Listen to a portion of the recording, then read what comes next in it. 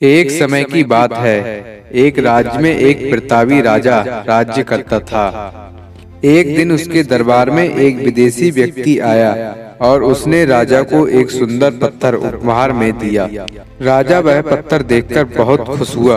उसने उस पत्थर से भगवान विष्णु की प्रतिमा बनाकर राज्य के मंदिर में स्थापित करने का निर्णय लिया और प्रतिमा निर्माण का कार्य राज्य के महामंत्री को सौंप दिया। महामंत्री गांव के सर्वश्रेष्ठ मूर्तिकार के पास गया और उसे वह पत्थर देते हुए बोला, महाराज, मंदिर में भगवान विष्णु की प्रतिमा स्थापित करना चाहते हैं। 7 दिन के भीतर इस पत्थर से भगवान विष्णु की प्रतिमा तैयार कर राजमहल पहुंचा देना। इसके लिए तुम्हें 50 स्वर्ण मुद्राएं दी जाएंगी। 50 स्वर्ण मुद्राओं की बात सुनकर मूर्तिकार खुश हो गया और महामंत्री के जाने के उपरांत ही काम को शुरू करने के उद्देश्य से अपने औजारों को निकालता है। अब वह हथौड़ा लेकर पत्थर को तोड़ने के उद्देश्य से उस पर वार करने लगता है। कई बार वार करने के बावजूद पत्थर नहीं टूटता है।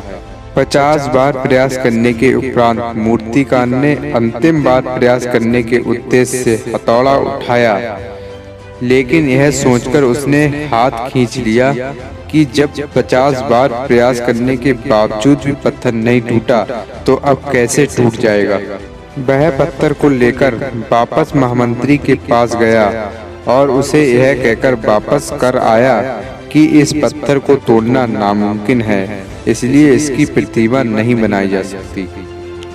महामंत्री को राजा का आदेश हर स्थिति में पूर्ण करना था, इसलिए अब वह उस पत्थर को लेकर गांव के ही साधारण मूर्तिकार के पास गया। मूर्तिकार ने महामंत्री के सामने उस पत्थर पर हथौड़े से प्रहार किया और वह पत्थर एक बार में ही टूट गया। पत्थर टूटने के बाद मूर्तिकार प्रतिमा बनाने में जुट गया।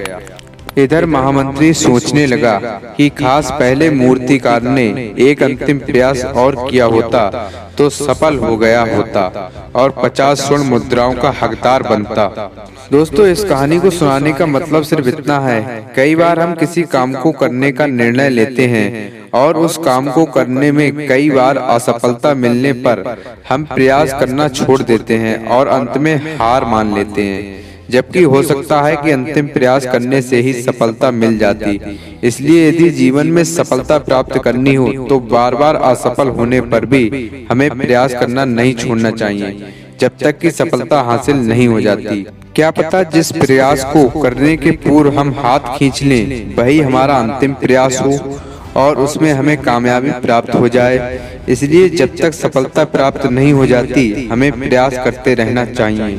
दोस्तों, इस कहानी से अगर आपको कोई सीख मिली हो तो वीडियो को लाइक कर दें और साथ ही चैनल को कर दें सब्सक्राइब और बेल आइकन को प्रेस कर दें। मैं फिर हाजिर होता हूँ नेक्स्ट वीडियो में नेक्स्ट टॉपिक के साथ। तब तक के लिए जय हिंद।